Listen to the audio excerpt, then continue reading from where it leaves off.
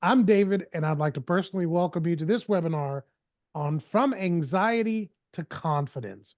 We're going to tell you why you're dealing with anxiety in the interview process, and then we're going to talk about what to do because the answer is pretty clear once you see it. I'm not going to do this alone. With me today, I've got my good friends and other professionals, Rosetta McDowell, and of course, Lynn Nestor are both with me. Ladies, welcome. Thank you. Good to be Yeah, here. great to be here. So, we're talking about anxiety to confidence, and we're talking about the beginning of a 5-part seminar series or webinar series that's going to help you to make progress in the interview process. We recognize and have seen the data and statistics and have even talked to some of you, and we hear your frustrations about the interview process. Everything from you're interviewing, but you're not getting the job, that you're not feeling comfortable with what you've communicated in the interview process, even that sometimes you froze or things didn't go quite the way you thought they were. Hey, some of you have told me you've been ghosted before or after an interview. And there have been all of these interesting challenges. And we realize that part of the issue that's at play is we need to translate the interview process into a meaningful communication that helps you succeed in what you're doing. So today we're going to start and we're going to deal with the thing that is most pressing because we hear it, we see it in the statistics, and it is the issue of anxiety. Now, you know, Lynn, and have seen that a lot of people, and statistically, this generation, Gen Z, has been identified as the most Right. anxious generation. Right. Talk about for that a minute and what that means in the interview process. In looking at and in reading the book, actually, The Anxious Generation, it talks a lot about the fact that this is the first generation that has been completely on their phones, have not had the opportunity really to experience one on one communication, talking with each other. Also, during a critical point in life, we had the world shut down because of COVID. So, all of this has affected communication styles, and many, according to statistics, it's shown that they are not able to communicate their thoughts and feelings as well verbally as they might be able to do on the phone and text, emails, and things like that.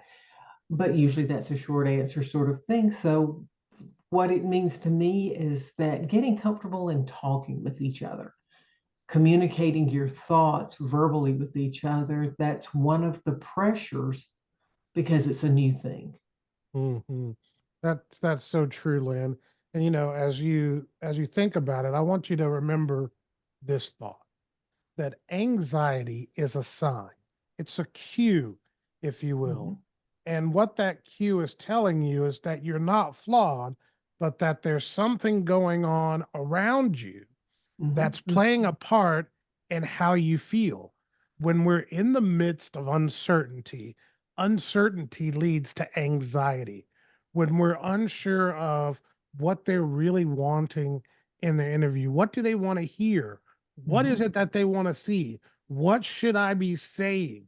Did I read that job description well enough? Do I know the company well enough? Those are all questions of uncertainty that can lead to anxiety. And when anxiety exists, we'll show you in just a little bit, all kinds of other bad things flow out of it. Just remember, you're not flawed because you're anxious about things. In a lot of cases, it means you need more information to move you from anxious to confident, to feel better about where you are and what you're doing.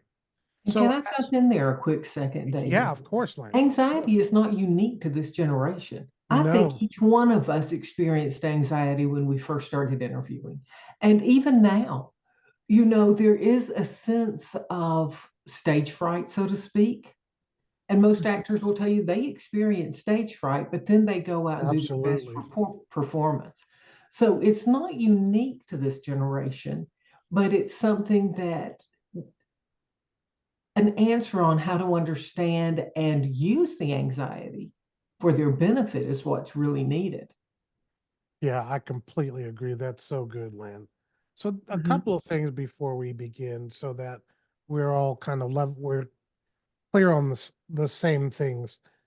We recognize that some of you who are watching this or will see this, some of you are in your early career stages. Some of mhm, you have had interviews multiple times. And some of you, if we're being honest, are just really feeling behind. You're feeling behind about where you are, the progress you're making, and we get that.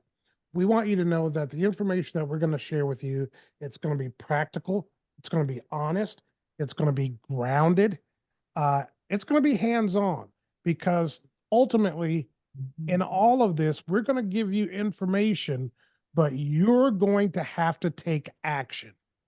If you don't take action, this information is meaningless.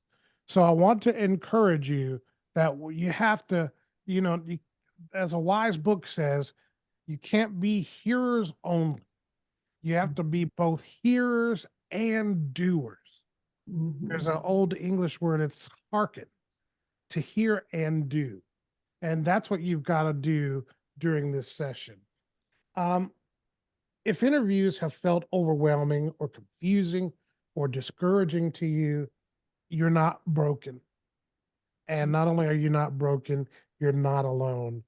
And you're not late. You're going to arrive at exactly the time that you're intended to get where mhm, you're supposed to get. So don't let the feelings of you're late or you're behind cause you even more anxiety than just doing great interviews for the job.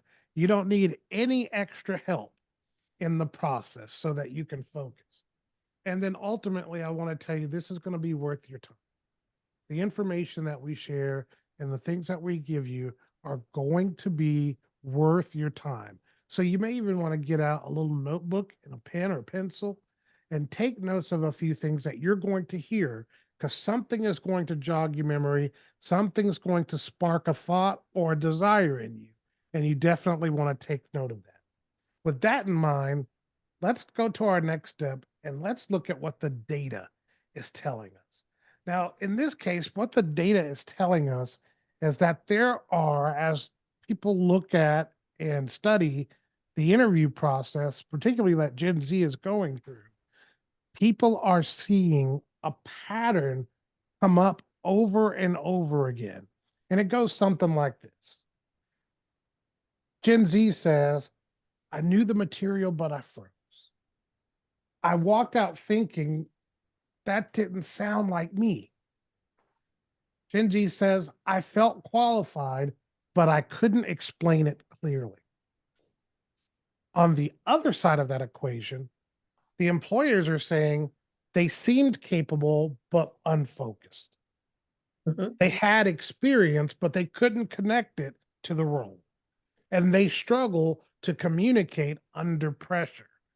If you think about it, these are not isolated stories, they're two sides of the same coin. And it has everything to do with what you said versus what they understood you to have said. And we're going to help in this session to get that and well actually in one of our sessions coming up, we're going to talk about the art of translation and being able to properly translate yourself into higher ease if you if you want to call it that. But we're going to help you to begin to overcome some of those things. You know, there's a this leads to this when there is this kind of communication breakdown, it leads to a disconnect. And it's also very difficult. It makes it difficult to blame one person over another.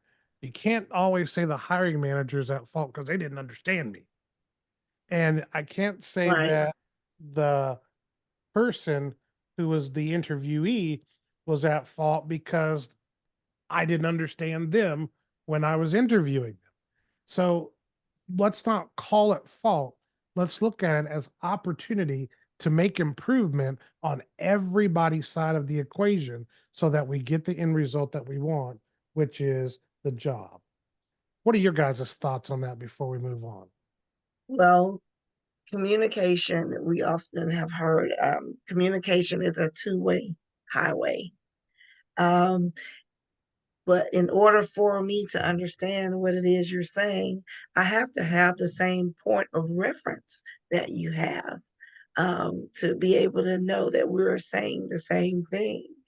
So there are lots of phraseology, colloquialisms that sometimes are used among peer groups that another peer group may not understand. Right. Um, so it's very important that we kind of get have an idea when we're going into an interview, at least to know what the jargon is or what the vocabulary is professionally for the area or industry that you're interviewing for. Yeah, Um, that's fantastic. and that will at least help you to communicate effectively on a professional level, regardless of the generation gap. Yeah, that's Um, good. so I think that if we when we get ready for an interview, if we think more along professional lines on what we are interviewing for, the job we're interviewing for, and try to keep the communication along that line rather than using generational phraseology during the interview as much as possible, that will also help us to have clear lines of communication. I can't wait until the next session because in the next session, we're going to share with you some of the statistics around what interviewers are saying about their ability to understand what's coming across, and the concept of professionalism in the interview is a big one that interviewers talk about. So now let's talk about our next portion here, and that is identifying why. Why is there a problem? Well, there's a couple of reasons why. Some people would say that the issue is you lack confidence. You just lack confidence. Others would say that the issue is personality. You gotta have a bigger personality when you go in the interview. You gotta fill the room up with all of yourself. That's not great advice either. Because there's some personality types that kind of are withdrawn from that type of big personality explosion in their space. And then you'll get some people who will say things like, well, I'm just not good at interviews. Have you guys ever seen people who've always said, well, I'm just not good at tests? Yes. You've seen those people all along, and you begin to ask the question, is it that you're not good at the test or are you not prepared for the test? Because that's a difference. Because well, we'll talk about, I don't want to give the game away yet, but preparation is a critical piece of the puzzle.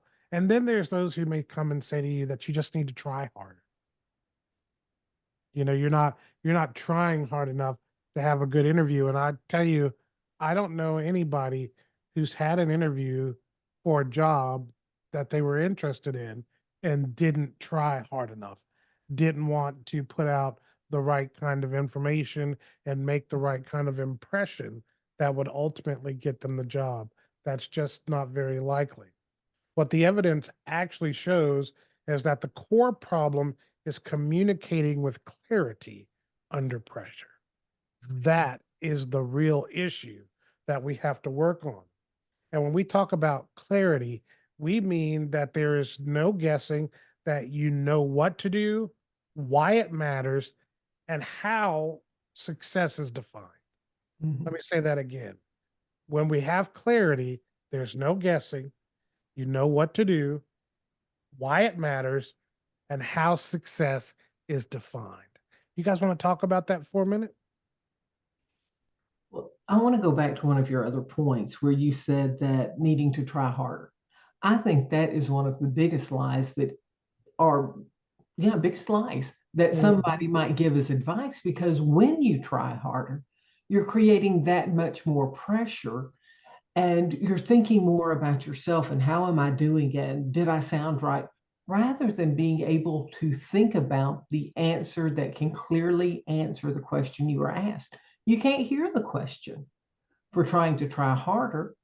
So you need to hear the question and understand what that question is. And sometimes that's as simple as saying, what I heard you say was, is that correct? So that you clearly understand where you can then communicate back.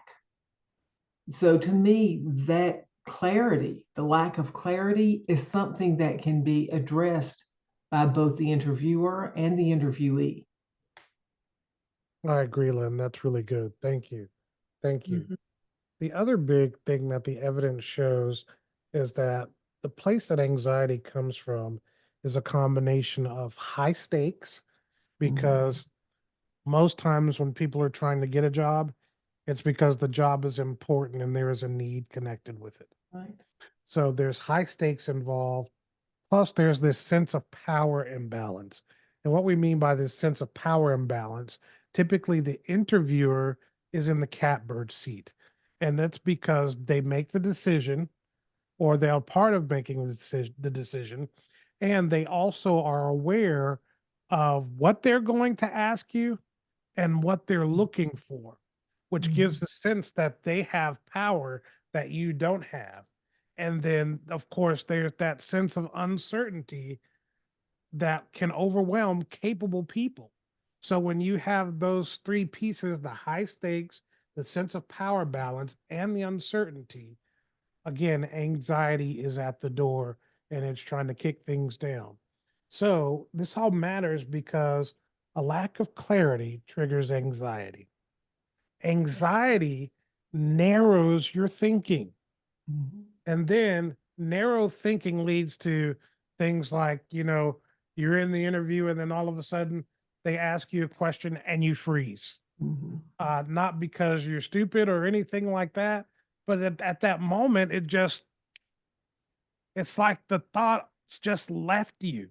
And it's not because you're not smart and you don't know what you're talking about. It just slipped. Right. It leads to rambling. You start off, you give a really good first portion of the answer, and then you start overthinking it, and all of a sudden, all these extra words start coming out of your mouth. I saw an interview, and in it, the guy started talking about his colonoscopy. And it's like, this is not the place to talk Oh. about that. But it just got going.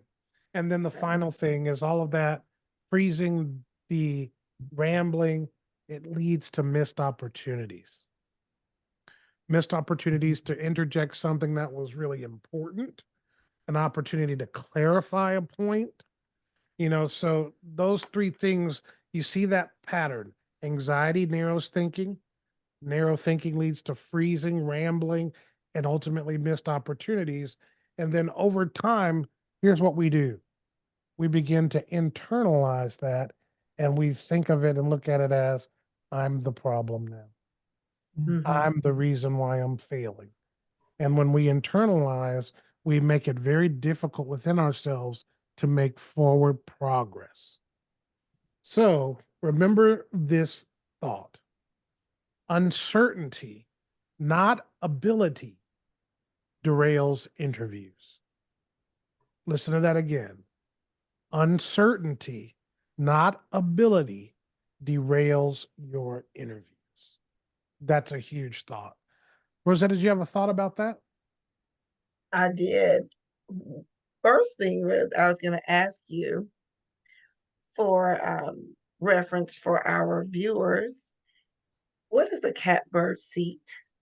Ah, in other words, they're sitting in another way we say it is they're sitting in the seat of power. A They're seat. sitting, they're Yes, sitting in the position where they hold the decision making, and it's the seat of control the in catbird seat. the catbird seat.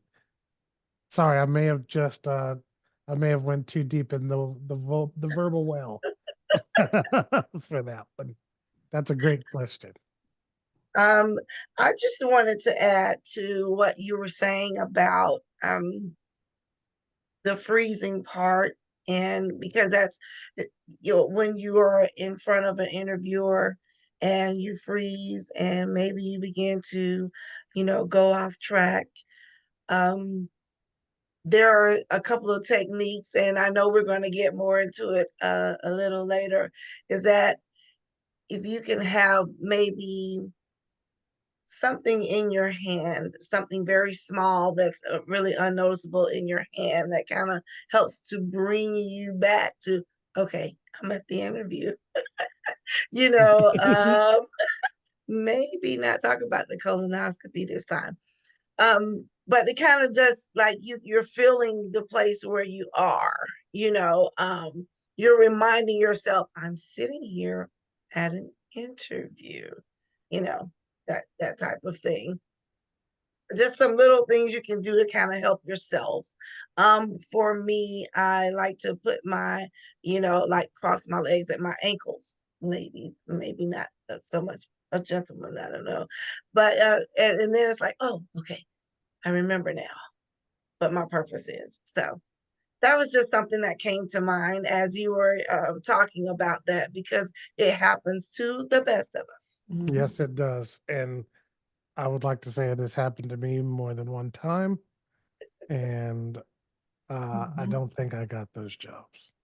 Mm. So, you know, hand to heaven. Yes, yes, I'm with you. Yeah. yes. So now that we better understand kind of what's behind this anxiety, which is really uncertainty unwrapped, Mhm. and we understand some of the things that are happening, we've got to begin to look at what the solution is. And then we've got to start resizing the interview from the beginning for ourselves. So we have to realize that, first of all, let's just nutshell it. Preparation replaces the lack of clarity and uncertainty with Mhm. structure, and structure restores agency. So let me just restate that. Preparation replaces the lack. I'm going to stop right there, actually. It replaces the lack of clarity and uncertainty with structure. So, where you have anxiety about your interview, through preparation, you can begin to alleviate that anxiety because your preparation is putting a foundation, if you will. It's putting a structure under that interview. And because of some of the steps you're taking in your preparation, it provides clarity for you to begin to know what you want to communicate, what you shouldn't communicate, and some of the why and how, and even some of the stories that you will tell throughout the interview process to help you to connect with the person who's interviewing. Here's uh here's a couple of things to think about. And I want to go back to something I was talking about earlier about how people talk about confidence and try harder and all of that good stuff. Just recognize confidence is emotion. In other words, it comes and goes. I can I can you know, when I came to record this today, I felt confident. We ran into some technical issues, and then I moved to Jesus take the wheel. I was no longer confident. All the stuff that I had set up, all of the things I'd prepared for. But what I did know is I knew the content we were going to talk about. So after Mhm. we overcame the technical issues, we were able to have this conversation with you. And this is the easy part because I prepared for it. I was Mhm. not prepared for the technical issues that popped up, and therefore I allowed them to throw me off of my game. And so that's why you have to understand the undergirding that preparation brings to you and the clarity it brings to you. The other thing is that preparedness, for those who talk about, you know, you just didn't, you're not, you didn't prepare enough. Well, not prepare enough, but you didn't go hard enough. Preparedness is structure. It's part Mhm. of the building blocks And let me tell you also, your interview process, once you get your job, is going to be a part of your work history. You're not going to just forget the interview after you get the job and move on. You're going to recognize that as a part of the greater whole of getting the job and then what you build off of the interview that turned you into a superstar at work. But preparedness is structural. And when you have a good structure, it holds up under pressure. And then finally, preparation works because number one, preparation reduces decision making in the moment. So, because you're prepared, there are less questions that you have to answer about what you're doing or what you're saying or the direction that you're going in because you've already laid some of the roadmap out before you. So, there's less decision making that you're going to have to do. And remember, in the interview process, if you're trying to make a bunch of quick decisions on the fly because they're asking you questions that you weren't prepared for, the more of those that come at you, the worse it's going to be. And a lot of times we go into interviews just unprepared altogether. We just think, hey, they're going to ask a few questions. I'll answer those questions and it'll be great. And Mhm. then all of a sudden that anxiety and the pressure hits and you go, and then we got what? But when you're prepared, it puts structure under that so that decision making in the moment is reduced. Preparation also creates predictability. It gives a sense of knowing where you're going. If you ever watch football, one of the things that you'll understand about football is for all of the professional teams, the first 15 to 20 plays are what they call scripted. You'll notice that the quarterback will continue to look at his arm because the first 15 plays that they've worked on all week at practice are on his arm. He knows what he's going to call next. And that preparation is designed, or that scripting is designed to test the other team to see what you can and cannot get away with. It's also designed to test your expectations from the week of practice. And those expectations are, I believe we can run the ball on this team to the right. I believe we can pass the ball on this team over the top and through the middle of the field. And so those things are scripted. When you're prepared for your interview, part of the reason that you have predictability is because you've already prepared for some questions that are inevitable to come with every interview, which creates that predictability. And finally, predict preparation gives your brain something to stand on. In other words, I got this because I know this. Think about it this way. And this was Lynn's great example. You're never afraid of a pop quiz when you're prepared. Your brain doesn't start going, "Oh my gosh, the square root of 16 is what now?" You've already you've already prepared for it. And because you've prepared for it, now your brain can rest and it can relax and you can just tackle it. But when you're not prepared, you are all over the place. Lynn, did you want to add to that? Yeah, a couple of things come to my mind. My high school principal told me when I was graduating that if I would every day in college write down my notes from that same day every evening, rewrite all of my notes, and then the night before a test, go watch a movie, go bowling, do something fun, don't study. Because you would have prepared so well that you knew it instead of cramming for short term. And that has been I didn't do it in college, but I learned after college that that was important. So when I went on interviews or when I had jobs, I would pay attention and learn, and it would almost become a part of me. So that when I interviewed for the company that I first met you, I had not worked for 6 years. And I was going into this interview to be a trainer. And I walked in because I had prepared and put all of that into me all those years ago. When I left that interview, I didn't worry if I had done well. I didn't worry about anything. My thought was, if I get the job, great. I've done my best because I knew what I was doing. and I wasn't stressed in there. And I actually approached it from a little bit different angle because that was my comfort. They wanted me to do a teach back. For those of you who don't understand training, teach back is they give you material. They want to hear you give that information to them so that they know if you can present their material. I studied it. I could have gone in and done a lecture like she was expecting because she was sitting there, now tell me what you know. But instead, I set the scene. I said, you're my student, and I've got two invisible students next to you. And I taught that section as though I would teach it to a classroom. And that was my preparation from all of my life.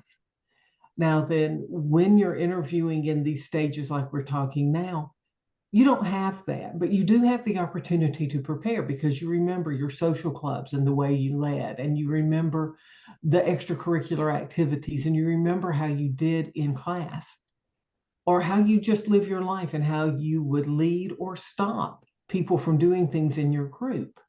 So you've got those life experiences, and that is your preparation. It's part of who you are. So I think it's helpful just to call on your experience and let that set the structure for who you are and not try to be a copycat of who others say you're supposed to be. That's good, Lynn. That's good. It's also worth noting, we're going to talk about this, I think, in session 3 or 4. But going into an interview trying to be anybody other than yourself is a fool's Mhm. journey. Mhm. Yes. You've got to be you. You've got to be authentically true to who you are. But one of the things we talk about in our podcast, one of our podcast episodes, is that you have to learn when you're Gen Z, you have to learn to be authentically you in the right way in front of a certain group of people. Right. What you do with your friends is completely different than what you would do in a personal, professional environment. Right. And so, Yes. but what you can do in both places is be who you are. You think, you feel, and that's good. And you can communicate those things, but the how, the why, and the when, and the if are the differences that you choose Mhm. between a professional environment and between a friend environment. But we're going to dig into that a little bit more. There's also one other thing that's important to know about preparation. Preparation is not memorization. It doesn't mean that you go through and you memorize all the things that you want to say and then hope you get the opportunity to unleash them. Because here's what happens: it's all fun and games until you run into a little bump in the road and your little memorization gets slipped up by 3 words that you forgot, and then the whole tower comes tumbling down. Yeah. It's not about memorization.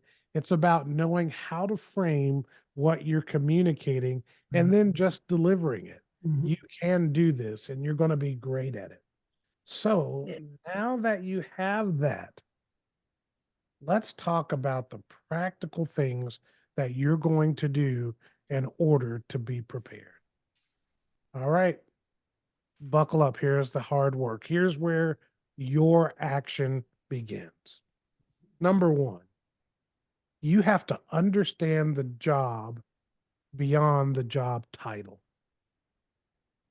Let me tell you, if there is a mistake that we see people make all the time, especially Gen Z, it's they skim the job description.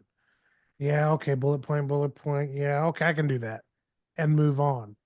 You cannot skim the job description. Mm. And I believe this even if it's retail, if it's food service, whatever it is, the menial jobs that you think about, you can practice becoming good at this. And you can practice being ready for the big job if you will take the opportunity to stop skimming job descriptions and Right. take the opportunity to actually read the job description from top to bottom. And then not only do that, but here's a couple of other steps you can take. Mhm. Number one, highlight the skills, the tools, and the behaviors that show up more than once. Because 9 times out of 10, if they show up more than once in a job description, that means it's important to that company. Now, in some cases, it could just be in a typo or somebody overtyped, but a lot of times I could indicate that there is something meaningful there. For example, I looked at a job description not too long ago, and part of my background is I'm an instructional designer. In other words, I build training materials and content for people in corporate work and in the adult life to help them to understand their jobs better and succeed. And in doing so, in a job description I looked at, they talked about SCORM, SCORM, twice in that job description. Now, SCORM is the methodology that is used uh, to make courses available on computers.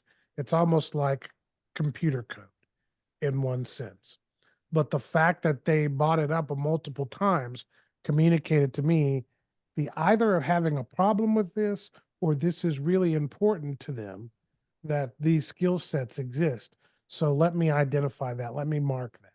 So you want to take an opportunity to highlight skills, tools, and behaviors that show up more than once. The next thing you want to do is ask yourself the question after reviewing that job description, what problem is this role meant to solve? Let me say that again. Ask yourself the question, what problem is this role meant to solve? Because mm, they're not job descriptions just for job description's sake. There is a need that that role fulfills in the organization. And you want to make sure that you understand what problem does this solve for the organization. For example, if I'm looking at a job that says they're looking for a copywriter, that means they're looking for somebody who's skilled with writing, writing styles, and grammar that can come into our organization and help us to either improve that, to do more of it, or a combination of both. So there's the problem that they're trying to fix here, and that is they need an improved and more quality content. I can do that. And when you understand that, it gives you a leg up. And it also, you should hear that it's going to help you in your communication in the interview. And finally, the other thing that you need to do is prepare examples that match those needs directly.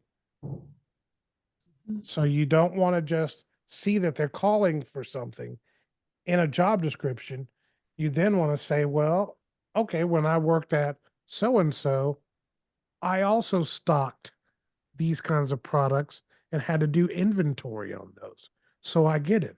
Or let's say you've never had a job before, but you do volunteer at your church or somewhere in the community.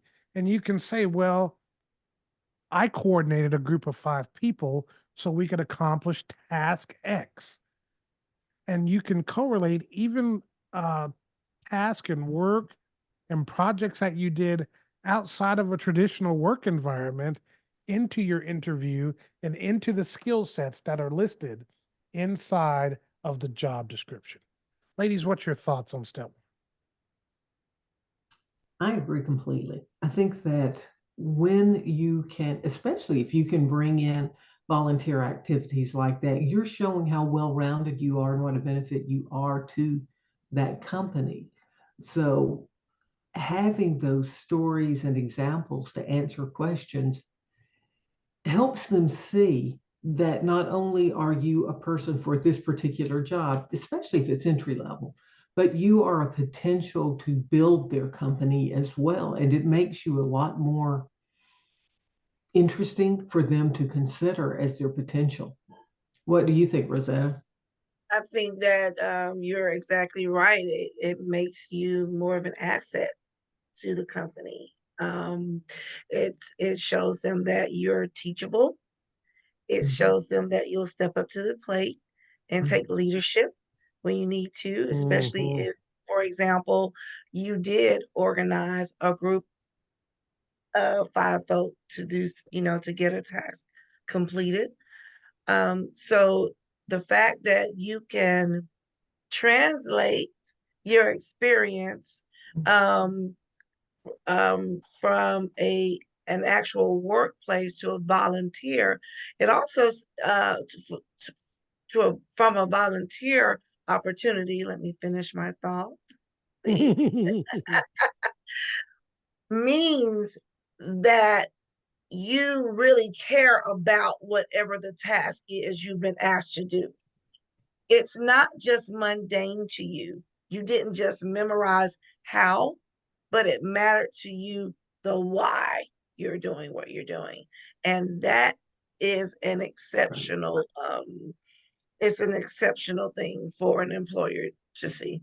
Yeah, and I'd even go as far as to say that if you have a job, but you also do some volunteer work, whether it be at your church or an organization within the community, I would still pull something from one of those volunteer Mhm. opportunities Yes. just to Oh, yeah. share in the interview because they're right. It does communicate that you are well rounded and that you're engaged in positive ways in the community.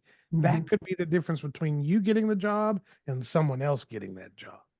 So Mhm. that's a great piece of advice. For Let me give sure. you this last note about understanding the job description. If you can't explain the role in plain language, you're not ready yet.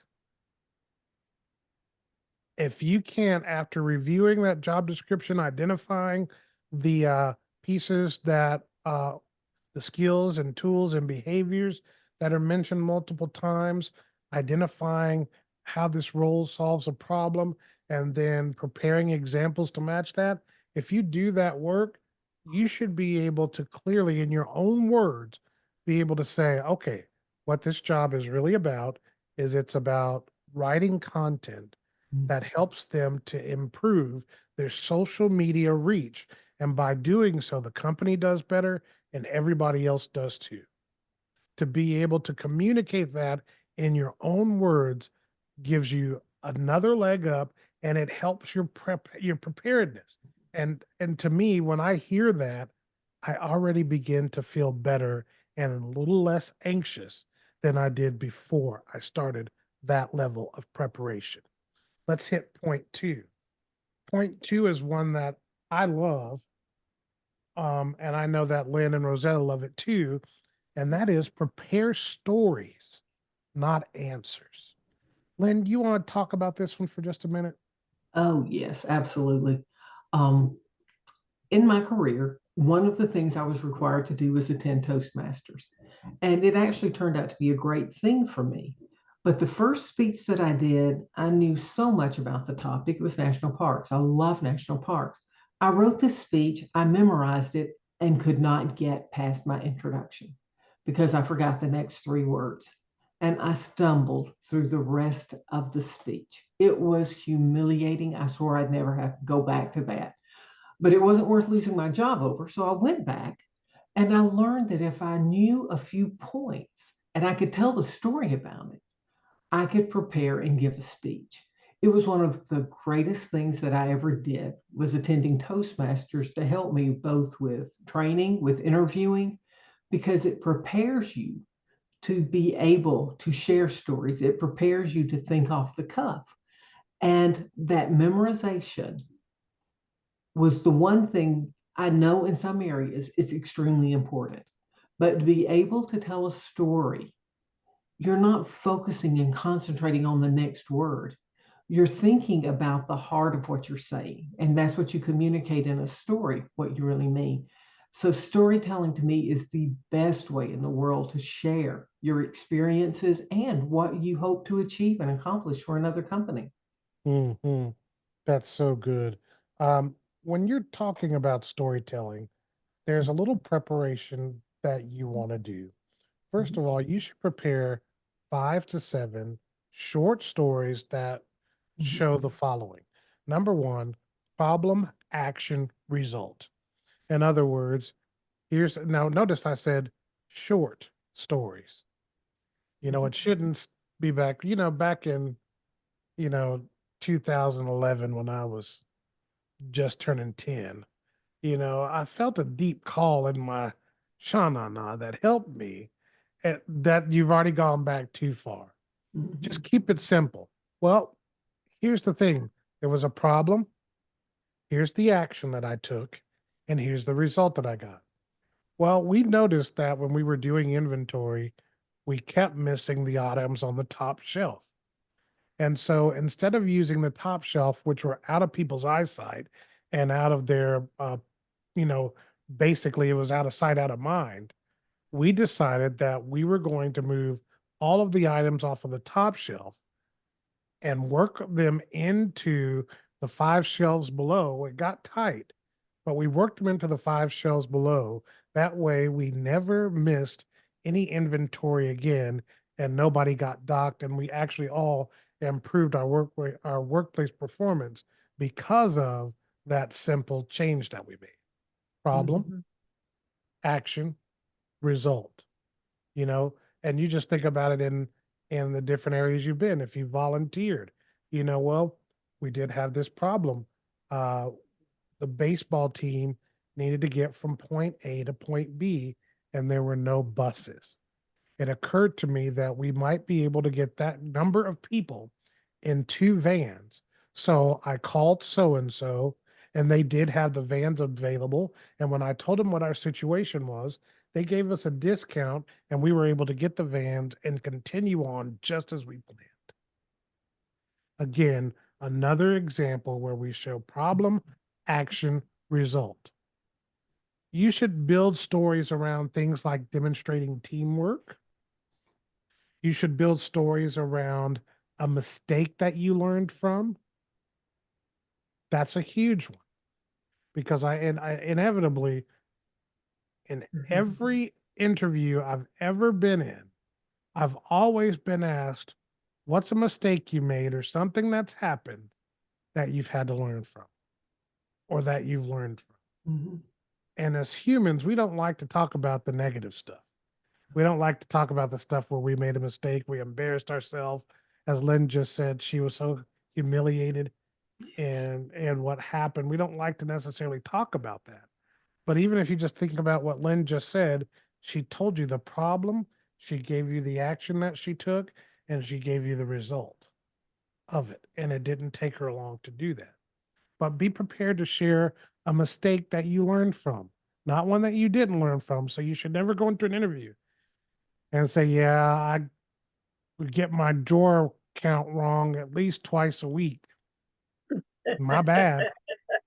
That is that's never going to work for anybody who's trusting you to handle money. You can say, on 2 occasions I had a miscount in my drawer. It bothered me so deeply because I felt like I'd done things exactly the way that I was supposed to. Well, I went back through and we looked through and we did a paper count that allowed me to document out each piece and look through the receipts. And I was able to see where I made a mistake, and I never made that mistake again. There's some steps you can take to Mhm. communicate, even when you make a mistake and what you learn from. And you might end with that.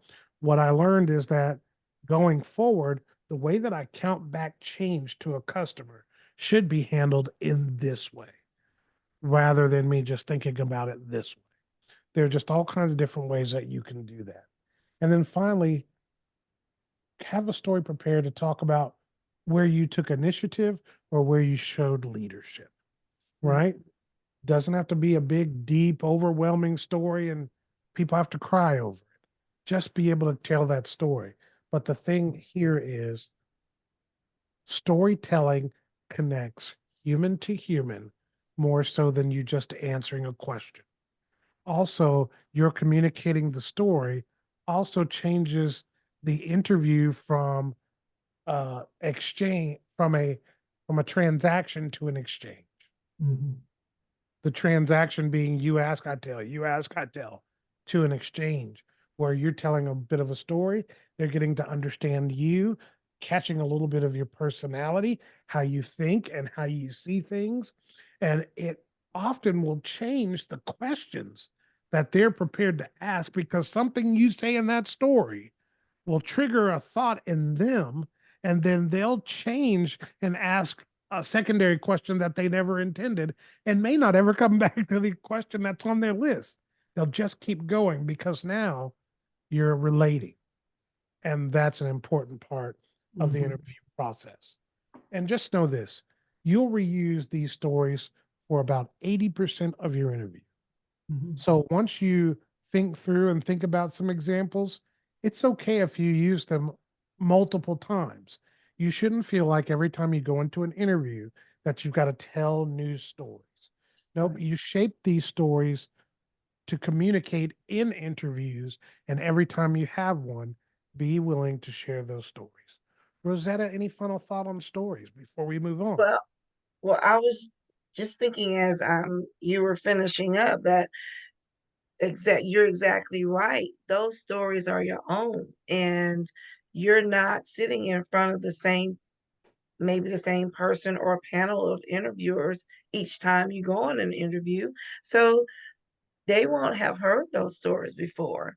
But every time you tell those stories, it's already your story, but you become more comfortable in relaying exactly what it is that happened, what actions you took, and what the resolve was, and how that resolve transformed your thinking and the way you do things and the way you approach tasks or assignments from that point forward. That's great, Rosetta. Thank you. That's a great share. Mhm. Let's hit point number 3, preparation step 3. Practice out loud. This matters more than you think. I'm going to tell you a little bit of a story, or rather, something you may not know about me is that for a long period of time, and even to a certain degree still, uh, just uh, I am by trade, by training, an actor. And so since junior high school, I've been acting, I've done acting courses and classes and all of that. And there's one consistent activity that we're all told to do as actors, and that is to practice delivering your lines in front of a mirror. Stand in the mirror and deliver your lines and look at yourself. Look at your face. Look at how you're communicating, not only what you're saying, but what you look like when you're saying, and shape your face and shape your whole delivery so that as an actor, when you're delivering it in person, whether that be on stage or on film, you get the result that you want because you practiced delivering it and you shaped it to exactly what you wanted it to be. The same is true when you're preparing for an interview. Confidence doesn't come from thinking, it comes from rehearsal. And the more that you practice, the more confident and comfortable you're going to feel about answering questions, and not only just answering the questions, but answering them in a way where they're introducing story and you're just out there talking to people, not having that, once again, that weird transaction, but really having a conversation with your interview. Here's a couple of things that I want you to do when you're practicing out loud. Say your answers out loud, not just in your head. Record yourself once. At least once, record yourself. Now, if I'll tell you something honest, I don't like looking at myself for a number of reasons. That's my own personal hangup. I don't like looking at myself, but it is so effective and so helpful for you to record yourself and then listen back to it and watch back your recording. Set your phone up and Mhm. your phone pad, right? Your phone and your tripod, sorry, right in front of you, and just deliver those answers. Make sure you're making eye contact with yourself. We'll talk about it again a little bit later on, but one of the things that the statistics say is that Gen Z does not do a good job in interviews making eye contact with their interviewer. They look around the room. If they're recording by way of camera, they look over at their screens. They're looking at other people. They're looking and or they're looking down and are hunched over. They're looking everywhere but at their interviewer. And you've got to make that eye contact. So even when you're recording it, practice making eye contact with yourself so you develop that skill. And finally, practice with someone else who will interrupt you, just like an interviewer might interrupt you, and let them, you're doing the interview, give them some questions to ask you, and you practice giving them and let them interrupt you, throw you a curveball and different things, so you can practice reaction. You can practice how you're going to deal with that particular situation and circumstance. Lynn? I think all of those are so important. There's nothing I can add to that. Practice and see how you look, because that's how you look to others. Yes.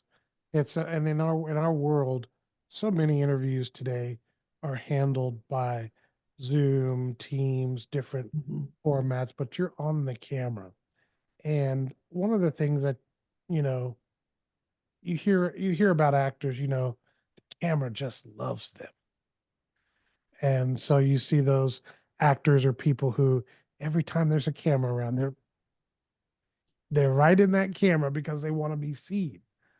I don't think you have to be like that, but what you want to do is every time you see the iris of that camera or that camera comes on and you see yourself, realize that you're on and give it your best and do it unashamedly. Give it your Mhm. best unashamedly, and you'll get better results, the kind of results that you want to get out of every interview. One final thought: if it sounds messy out loud, it's going to sound messy when you're under pressure. That's Mm. why you're practicing. So make sure you take that opportunity. Let's go to point four, preparation point four. Research the company like a human, not a robot. Here's what I mean by that. The robot goes and says, mission statement, you know, here's a little bit of their objectives. Got it. The human goes in and reads a little bit about the company and tries to understand what they're all about, not only for the interview's sake, but even for your own sake.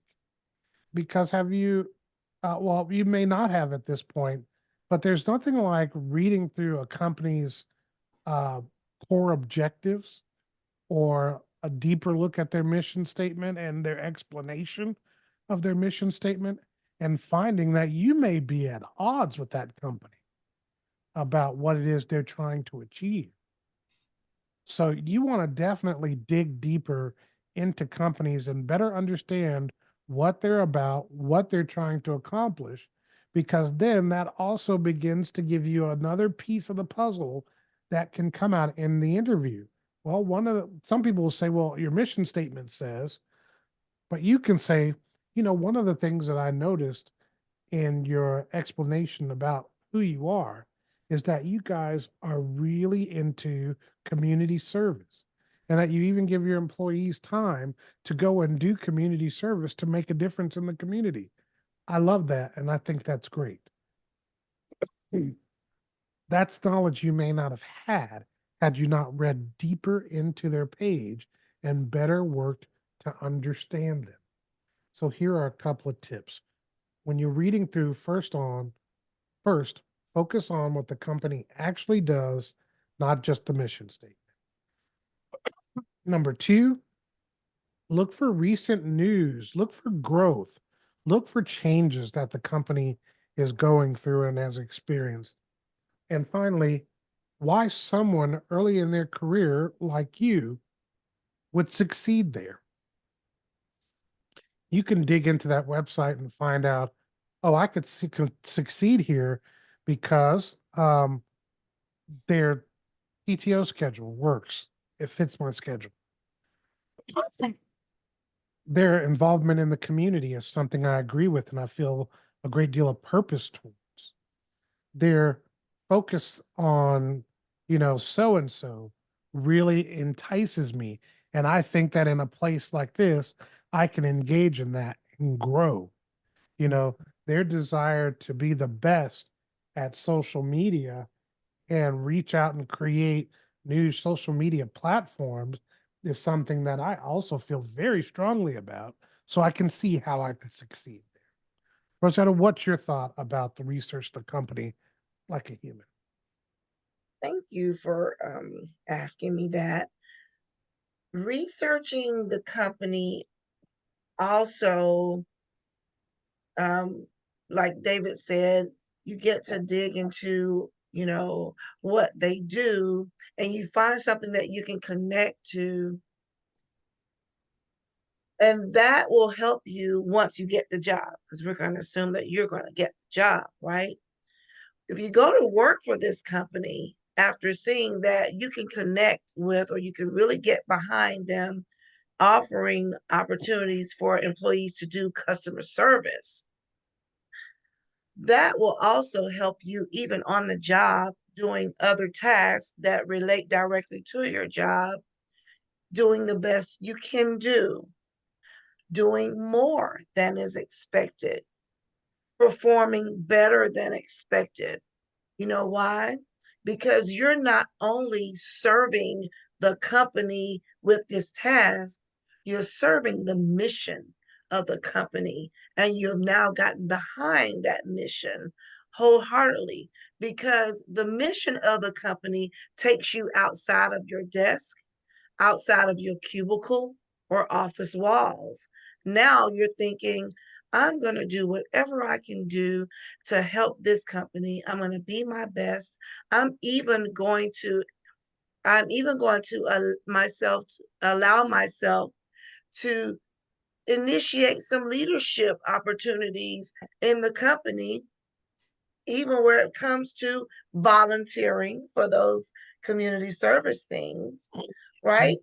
Because now you can connect with a greater mission, Right. something that really matters to you.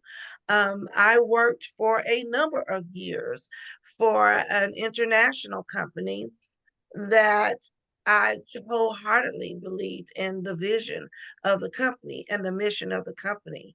So even when there were times when administratively I didn't agree with maybe some processes, procedures, how we did things on the inside, I could always look at the greater good that I felt like I was being a part of. And that usually helped me to spur myself on and to give my very best to that job. That's so So good. That's so good, Rosetta. And, you know, speaking to you, you guys, this generation, one of the things I've come to learn is that purpose is important. And you want to be somewhere where you're making a difference and doing something that matters. Well, I'm telling you, in your preparation for the interview, when you do your research, you begin to understand whether or not you're going to be a part of something that matters and makes a difference. And that research will help you to do that. So you definitely want to take the opportunity to research the company like a human, not a robot. And here's the fifth one: prepare smart questions. This separates the average from the strong. Prepare smart questions. If you go into an interview and at the end of the interview, you ask nothing, or you only ask about pay and paid time off, you lose ground, because a lot of times your interviewer is going to think that's what matters to you. It's always good to ask questions about the company, about what expectations or what people are thinking. Ask things like, what does success look like in the first 90 days?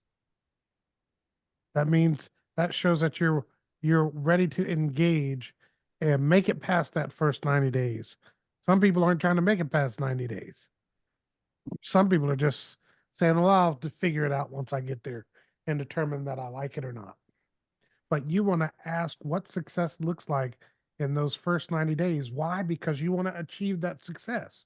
So when your interviewer says success looks like blah, blah, and blah, and that you've met these points, you already know from the interview what the steps are that you need to tackle in order to get past your 90 days into the depth and health of your working for that company.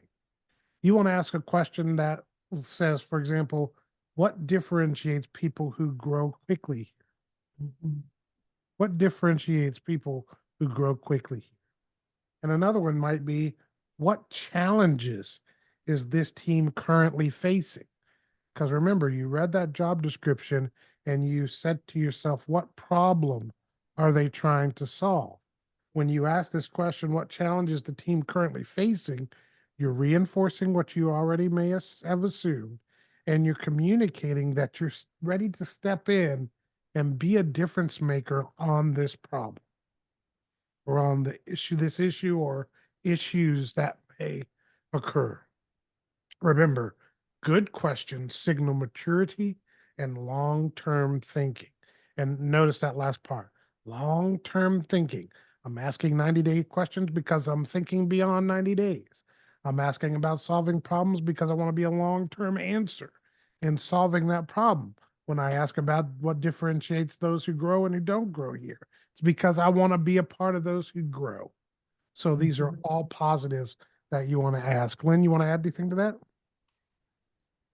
I think the fact that you've even shown interest in the company says a lot. Most people will say, no, no, I don't have questions. That's good. Thank you. Whereas if, excuse me, you come in with some type of insightful question that is both for the success of the company and for you. So, like the question you asked, what does success look like within 90 days? That shows them a level of commitment. Whereas others, no, I don't have any questions. They really don't know. The interviewer doesn't know if they've hit a mark, if there's understanding there. They don't know what really to expect with or from you. So I think that making sure you've got at least one good question, not to the point where it's interrogation, but that it's the kind of question of help me understand. And I think that goes a long way for people who are being interviewed with that interviewer. Yeah, that's good, Lynn. Go ahead, Rosetta. I would just like to add to what Lynn is saying. It is very important that you have a good question to ask. And another example of what you can ask is, because remember, you're also interviewing the company.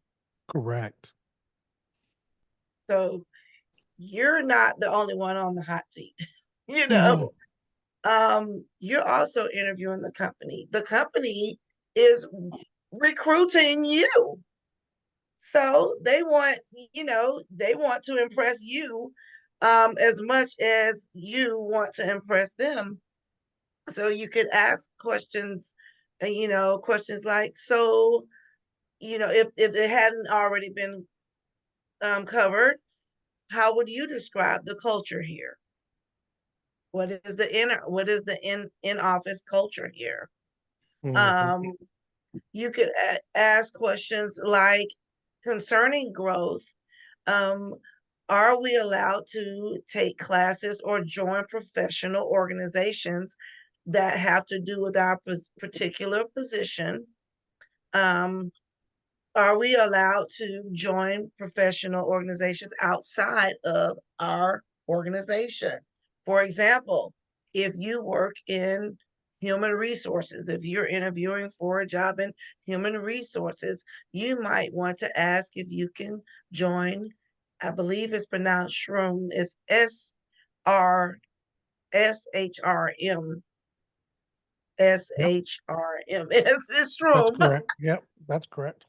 So you may want to ask, do you support such other organizations like that? Because what you're doing is letting them know you intend to elevate your learning and about everything you can and to be really involved in your area of expertise. So I think that that's another sign of maturity when you can ask questions like those as well. I completely agree. That's good, you guys. All right, we've given you 5 points of preparation. Um, if you guys don't mind, I'd like to give 2 bonus points. Okay. Just to throw 2 quick bonus points out there. Number one, um, it's important for you to know your resume like it's yours because it is yours. You've got to know your own resume. You've got to know why you be able to communicate why you chose certain roles because the answer can't be, well, my cousin worked there, so I decided I wanted to work there too. You got to give them something better than my cousin Well, worked can there. we just go on to say, my cousin worked there. I liked what he had to say. I appreciated the culture that he presented with your company. I wanted to be part of a qualified. So you can turn that around, but don't leave my cousin worked here. I thought I would too. But I think Correct. you need to add to that the reason your cousin impressed you with their company. It's never enough to just to give simple, well, not simple, but to give these shortened answers that really don't lead the interviewer anywhere. Mhm. They need to understand. The other thing is not only just you need to be able to explain why you chose certain roles, even with your education, why you chose certain majors and why you chose certain experiences. If you list some of your other experience, some of your hobbies and things like that, you want to be able to communicate the why behind those. You also need to be able to communicate gaps or pivots in your resume Mhm. without defensiveness. So if there was a 3 year, Lynn just mentioned a little bit earlier, between starting training and her last job, there was a 6 year gap.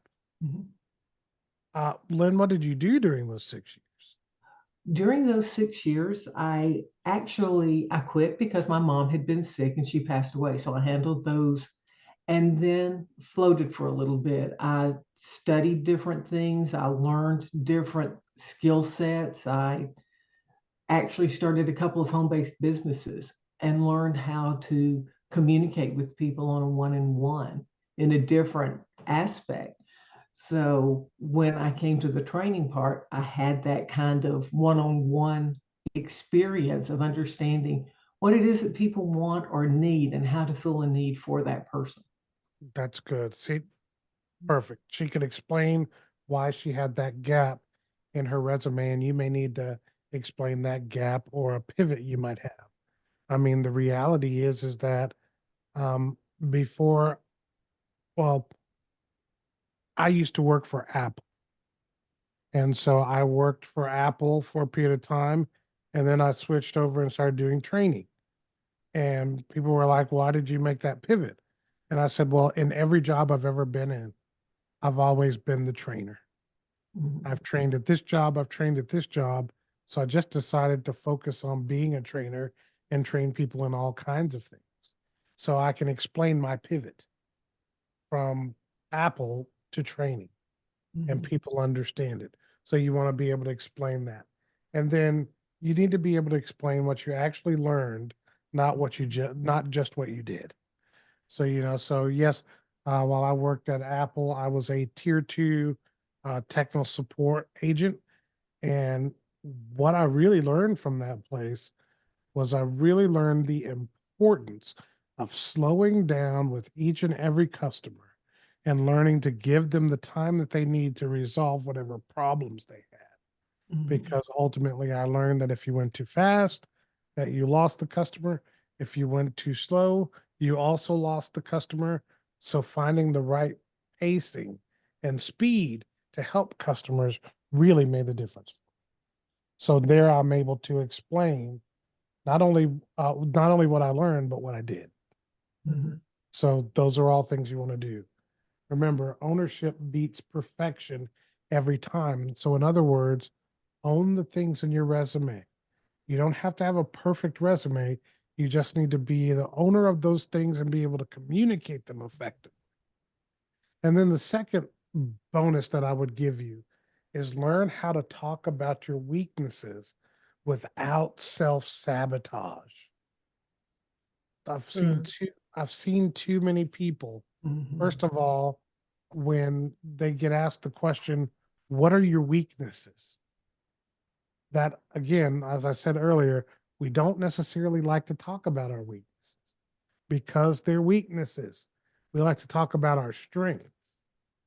Well, what you can do is, like I saw a guy say, well, well, I used to be so and so, and I love that job, and they took it from me, and I just hated every moment of trying to find another job and doing other things because that's kind of just what I wanted to do, and I hadn't really wanted to do anything else outside of that. Oh, until now. You can't do that. What you do want to be able to do is using that some of the same techniques we taught you earlier and be able to say, you know what? One of my weaknesses is, I'm sometimes a little slow in getting started. I've learned the reason why that is because I need clarity. I need some of the details and more information to better know where the starting point really is, and then I attack it. So I've learned to ask the right questions through the processes of taking on new tasks. So I know where my first starting point is. So my weakness is less of a weakness and more of a help and a strength. You know, you want to be able to properly position anytime you talk about your weaknesses so that again it still comes down to there was a problem, there was action, and there was a resolution to that action, and never was it left at a place where I just was in limbo and things weren't going well and they still aren't going well, and I don't know if I'm ever going to get over that. Well, that's not going to win you friends and influence people in your interview process. So you want to be able to not sabotage yourself. Remember, use this structure, what you struggled with, what you did about it, and what changed as a result. You always want to keep a growth mindset versus a flawless background, right? You want to be able to communicate growth, not that you're perfect. I might share a video with you guys later on where a guy said in the video, said, my only weakness is that I have too many strengths. And we all know then that this guy has a lot of issues, and Mhm. we just might need to be a little careful and ask a lot more questions to dig into what's happening. And that's it for session one, everybody. Lynn or Rosetta, any final thoughts? I have just thoroughly enjoyed being with you all today. Actually, just coming to mind a lot of things when I was a younger adult. And it's so refreshing to be able to share this information and hope that it will really help in a impactful way. So thanks again. It was great to be with you, David and Lynn, as always. Yes, I agree. This has been a fun conversation to be able to talk about the things we've learned, the things we can share, the things that we can hope help you over the humps that we had to fall over. So Mhm. it's rewarding to be able to think back how much growth can happen just in the preparation stages to Mm-hmm. get to this place. So I think that it's important to pay attention to your preparation and let that be the groundwork. It's sort of like the foundation of a home. If you have a poor foundation, the walls crack, nothing works. If you have Right. a great foundation, then it sets the stage both for the interview, for your first days on the job, and then for your growth in the company that you choose to work with. That's good, Lynn. If you have questions or that you want us to tackle or answers about the preparation process of the interview, we'd look forward to answering those.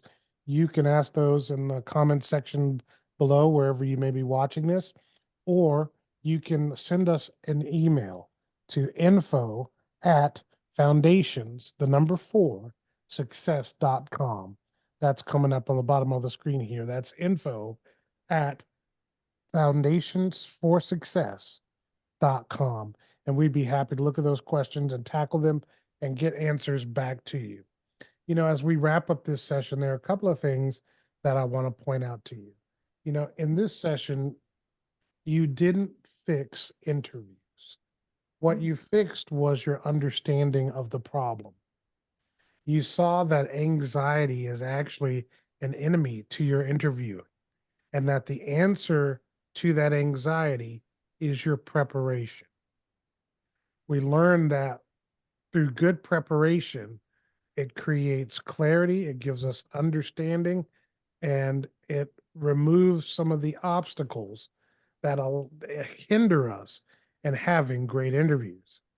The other thing we understood about preparation is that through preparation, we now walk into the interview with structure and foundation, and ultimately that leads to confidence about what we're saying and what we're doing. And remember, we talked about the whole concept of clarity was clarity in what we're supposed to do, why it matters, and ultimately how to be successful. And I think that you've gotten that today in understanding preparation. Mhm. Now, one practice, one conversation cannot build this skill. You need to begin to make practice a habit. Practice while you're cooking, while you're stirring that pot. Work through an interview question and think about how you would answer it. Take the time to get in the mirror, like we said. Talk out loud, record yourself, get other people involved. But you've got to, as I said in the beginning, you've got to take action in order for this to take hold in your life. The path forward is practice, and it will make a difference. It's about practicing this skill until it becomes automatic. We're glad that you guys have joined us. And don't forget, session 2 is coming up in just 2 weeks. Not this Tuesday, but the following Tuesday, we'll have session 2. Make sure that you stop by, whether you found us on LinkedIn, whether you found this on social media, if you found it in our school community or wherever. Make sure you sign up for the next session. And by the way, we do have a school community. We'll tell you more about it next session. Until next time, I'm David. She's Lynn. She's Rosetta. And we're out.